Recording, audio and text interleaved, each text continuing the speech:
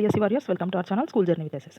So ఈ video ఎందుకు చేస్తున్నాను అని అంటే, చాలామంది అడుగుతున్నారు ఇంగ్లీష్లో స్కోర్ చేయడం ఎలాగా, ఇంగ్లీష్లో మంచి స్కోర్ రావాలంటే ఏ స్ట్రాటజీస్ని ఫాలో అవ్వాలి అని చెప్పేసి అడుగుతున్నారు. సో దానికోసం అని చెప్పి చిన్న ఇన్ఫర్మేషన్ క్లారిటీ ఇద్దామనేటువంటి ఉద్దేశంతో నేను ఈ ఇంగ్లీష్లో బెస్ట్ స్కోర్ మీరు చేయడానికి నా వంతుగా నేనేం చేయాలనుకుంటున్నాను అనేటువంటిది ఈ వీడియోలో చెప్దామనేటువంటి ఉద్దేశంతో ఈ వీడియో చేయడం జరుగుతుంది. అండ్ వీడియోలోకి వెళ్ళే ముందు కొత్తగా మన ఛానల్ చూస్తున్నారు, మన ఛానల్ అయితే సబ్స్క్రైబ్ చేసుకోండి.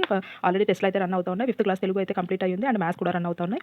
నెక్స్ట్ అప్కమింగ్లో అన్ని టెస్ట్లు అయితే నేను పెట్టడం జరుగుతుంది. సో వీడియోని చివరి వరకు చూడండి, వీడియోని లైక్ చేయండి. సో దానివల్ల ఎక్కువ మందికి రీచ్ అవ్వడానికి అవకాశం ఉంటుంది, ఎక్కువ మంది దీన్ని యూస్ చేసుకోవడానికి అవకాశం ఉంటుంది, ఆపర్చునిటీని. ఓకే రైట్, మనము వీడియోలోకి అయితే వెళ్ళిపోతే, సో ఇంగ్లీష్లో స్కోర్ అనేటువంటిది ఎలా చేయాలి అని కనుక చూస్తే, ముందు మనం చేయాల్సింది ఏంటి, సిలబస్ని చూడాలి. సో ఈ సిలబస్ చూసి టాపిక్స్ ఏమి ఇచ్చారు సిలబస్లో, ఈ టాపిక్స్ అనేటువంటివి ఏమేమి ఇచ్చారు సిలబస్లో, ఇది ఒకసారి చూసి ఈ అన్ని టాపిక్స్ పట్ల మనకి ఎంతవరకు అవగాహన ఉంది అనేటువంటిది మనం ఒకసారి అనలైజ్ చేసుకోవాలి. సో ఈ టాపిక్స్ అన్నీ ఒకసారి చూడండి. ఈ టాపిక్స్ అన్నీ చూసి ఆ టాపిక్స్ గురించి మీరు చదవండి. ఆ టాపిక్స్ని మీరు చదివి ఆ టాపిక్స్ మీకు వస్తాయా లేదా, ఏవి వస్తున్నాయి, ఏవి రావట్లేదు, ఏవి మీకు ఈజీ అనిపిస్తున్నాయి, ఏవి హార్డ్ అనిపిస్తున్నాయి, అది ఒకసారి మీరు అనలైజ్ చేసుకున్న తర్వాత ఫస్ట్ టాపిక్స్ అన్ని ఫుల్ ఫ్లెడ్జ్డ్గా ప్రిపేర్ అయిపోండి. ఓకే, ఫస్ట్ టాపిక్స్ అన్ని ఫుల్ ఫ్లెడ్జ్డ్గా ప్రిపేర్ అయిన తర్వాత ఏం చేయాలి, ప్రాక్టీస్ ఎక్కువగా చేయాలి.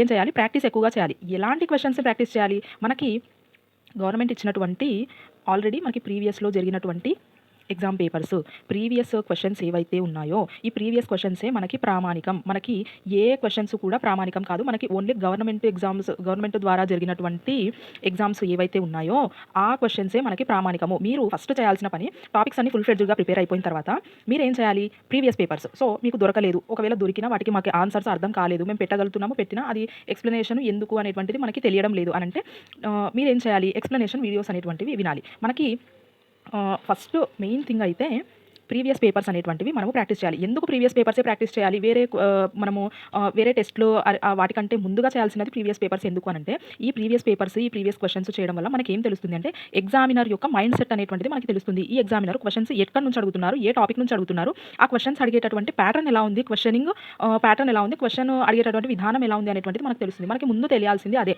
మనము ఏవేవో క్వశ్చన్స్ ప్రాక్టీస్ చేస్తూ ఉంటాం, చాలా టైప్ ఆఫ్ క్వశ్చన్స్ని మనం ప్రాక్టీస్ చేస్తుంటాం.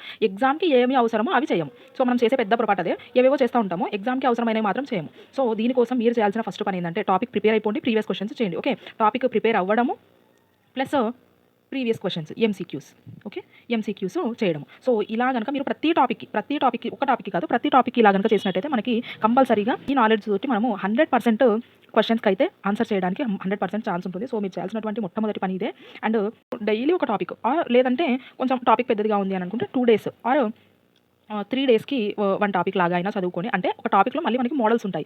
డైలీ ఒక మోడల్ చదవడము, ప్రీవియస్ పేపర్స్లో ప్రీవియస్ క్వశ్చన్స్ ఏమున్నాయి దానికి సంబంధించి ప్రీవియస్ పేపర్స్ అనేటువంటివి, ప్రీవియస్ క్వశ్చన్స్ అనేటువంటివి వెరీ వెరీ ఇంపార్టెంట్ అండి. అసలు ఈ విషయం తెలియక చాలామంది అంటే మిస్టేక్ ఎక్కడ చేస్తున్నారు అంటే, ఇక్కడే నేను రాసినటువంటి డిఎస్సి, అంటే ఇప్పుడు జరిగినటువంటి, నేనని కాదు, ఈ 25 డిఎస్సి ఏదైతే ఉందో ఈ డిఎస్సి జరగడానికి అంతకుముందు జరిగినటువంటి డిఎస్సికి చాలా మనకి ఆల్మోస్ట్ 7 years డిఫరెన్స్ అనేటువంటిది టైం గ్యాప్ అయితే ఉంది. సో ఇక్కడ మనకి ఎలాంటి డిఎస్సీలు కానీ ఏవి జరగలేదు. ఇప్పుడు మీరు రాయబోయే డిఎస్సికి మీకు 25 డిఎస్సి పేపర్స్ అనేటువంటివి, 25 డిఎస్సి అనేటువంటిది మీకు ఇక్కడ చాలా హెల్ప్ఫుల్గా ఉంటుంది. మీ ప్రాక్టీస్లో ఈ 25 డిఎస్సి పేపర్స్ అనేటువంటివి వెరీ హెల్ప్ఫుల్గా ఉంటాయి. అండ్ ఈ రీసెంట్గా జరిగినటువంటి అన్ని టెట్ పేపర్స్ అండ్ ఈ డిఎస్సి పేపర్స్ ఏవైతే ఉన్నాయో, మీరు ఇవి గనక ప్రాక్టీస్ చేసి ఈ నాలెడ్జ్ గనక మీకు ఉంది అని అంటే, మీ డిఎస్సిలో మీరు ఖచ్చితంగా ఈ డిఎస్సి 2026లో ఇంగ్లీష్లో మీరు కంపల్సరీగా మార్క్స్ అనేటువంటివి గెయిన్ చేస్తారు. ఇది కనుక మీరు చేయకుండా ఏవేవో టెస్టులు రాసేసాము అండ్ ఏదో ఊరికే అక్కడక్కడ బిట్స్ ప్రాక్టీస్ చేసాము అని అంటే మటుకు మీకు మార్క్స్ అనేటువంటివి లాస్ అవుతారు. ఎందుకంటే ప్రీవియస్ పేపర్స్ చేస్తేనే మీకు క్వశ్చనింగ్ అనేది అర్థమవుతుంది, ఎక్కడ క్వశ్చన్స్ అడుగుతున్నారు, మీరు అసలు డిఎస్సీలో అడిగిన క్వశ్చన్స్, ప్రీవియస్ డిఎస్సీలో అడిగిన క్వశ్చన్స్ మీరు చేయగలుగుతున్నారా లేదా మీరు ముందు చూసుకోవాల్సింది అది అనమాట. Okay right. అండ్ ఇంకోటి, మనకు ఈ ప్రొఫిషియన్సీ టెస్ట్ అనేటువంటిది కూడా మనకి కండక్ట్ చేస్తాము అని చెప్తున్నారు కాబట్టి, వాళ్ళు దీనికి యాడ్ చేస్తామని చెప్తున్నారు కాబట్టి, సో మీకు ఈ ప్రొఫిషియన్సీ టెస్ట్ అండ్ ప్రొఫిషియన్సీ టెస్ట్కి అండ్ మన నార్మల్ కంటెంట్ పరంగా ఏదైతే ఉందో దానికి మీరు సేమ్ కంటెంట్ ప్రిపేర్ అయిపోతే సరిపోతుంది. ప్రొఫిషియన్సీ టెస్ట్ ఏదో అనుకొని మీరు భయపడాల్సినటువంటి పని అయితే లేదు. ప్రొఫిషియన్సీ టెస్ట్ అంటే ఏంటి, ఆ సబ్జెక్టు పరంగా మీకు మినిమం ఆఫ్ నాలెడ్జ్ ఉందా లేదా అది టెస్ట్ చేయడం కోసమే ఈ ప్రొఫిషియన్సీ టెస్ట్. ఓకే, నెక్స్ట్ ఈ ప్రొఫిషియన్సీ టెస్ట్కి మన కంటెంట్కి సేమ్, రెండింటికి మీరు సేమ్ ప్రిపేర్ అయిపోతే మనకి సరిపోతుంది. ఇంగ్లీష్ అనేటువంటిది అంతా ఒకటే కదండి, అంతా ఒకటే గ్రామర్, ఒకటే టాపిక్స్ అన్నీ అవే. ప్రొఫిషియన్సీలో అయినా అవే ఉంటాయి, కంటెంట్లో మనం చదివే కంటెంట్ పరంగా అయినా అదే ఉంటుంది. ఓకే, సో మీరు ఈ ప్రొఫిషియన్సీ టెస్ట్ అండ్ ఈ కంటెంట్ రెండిటికి కలిపి కనుక అదే మీరు కంటెంట్ కనుక బాగా ప్రిపేర్ అయిపోతే ఈ ప్రొఫిషియన్సీ టెస్ట్ అనేటువంటిది ఆటోమేటిక్గా దీంట్లోనే కలిసిపోయి వస్తుంది. మీరు ప్రత్యేకంగా దానికి చదవాల్సిన పని లేదు, ప్రత్యేకించి దానికోసం భయపడాల్సిన పని అసలే లేదు. ఓకే, కంటెంట్ కనుక మనం ఫుల్ ఫ్లెడ్జ్డ్‌గా మంచిగా చదివేసామంటే ప్రొఫిషియన్సీ టెస్ట్‌కి కూడా మీరు ఆటోమేటిక్గా ప్రిపేర్ అయిపోయినట్టే. ఓకేనా, రైట్. అండ్ నెక్స్ట్ ఇంకో విషయం, ఈ మీరు ఇంగ్లీష్‌లో మంచి స్కోర్ చేయడానికి అనుగుణంగా అంటే దానికి హెల్ప్‌ఫుల్‌గా నేనేం చేయగలను అనంటే, సో నా ఇంగ్లీష్ నోట్స్ అనేటువంటివి ఉన్నాయి. నేను ఎలా రాసుకున్నాను, ఏ టాపిక్స్‌ని ఎలా రాసుకున్నాను అనేటువంటిది నేను ప్రతీది కూడా మీకు డైలీ వన్ టాపిక్ లాగా మీకు వీడియో చేసి పెడతాను. సో నోట్స్ అనేటువంటిది ఓకేనా. దాంట్లో నేను ఎక్స్‌ప్లెయిన్ చేస్తాను. నేను టాపిక్స్ అనేటువంటివి ఎలా రాసుకున్నాను, ఏ టాపిక్స్ రాసుకున్నాను అనేటువంటిది మీకు డైలీ వన్ టాపిక్ లాగా నేను వీడియోలో అయితే ఎక్స్‌ప్లెయిన్ చేయగలుగుతాను. ఓకేనా. ఇంగ్లీష్ అయితే మీరు ఎవరైనా టాపిక్స్ రాసుకునే వాళ్ళు అలా ఉంటే మన సర్వీస్ ద్వారా మీరు దానికి సంబంధించినటువంటి నాలెడ్జ్‌ని అయితే పొందొచ్చు. ఓకేనా. రైట్. ఇదండి ఇంగ్లీష్‌కి సంబంధించినటువంటి, నన్ను చాలామంది అడిగారు ఇంగ్లీష్‌లో ఎలా మార్క్స్ గెయిన్ చేయాలి అనేటువంటిది. ఓకేనా. ఆ టిప్స్ చెప్పండి మేడం కొంచెం ఆ స్ట్రాటజీస్ అని అడగడం వల్ల నేను ఈ వీడియో అయితే చేయడం జరుగుతుంది. ఓకేనా.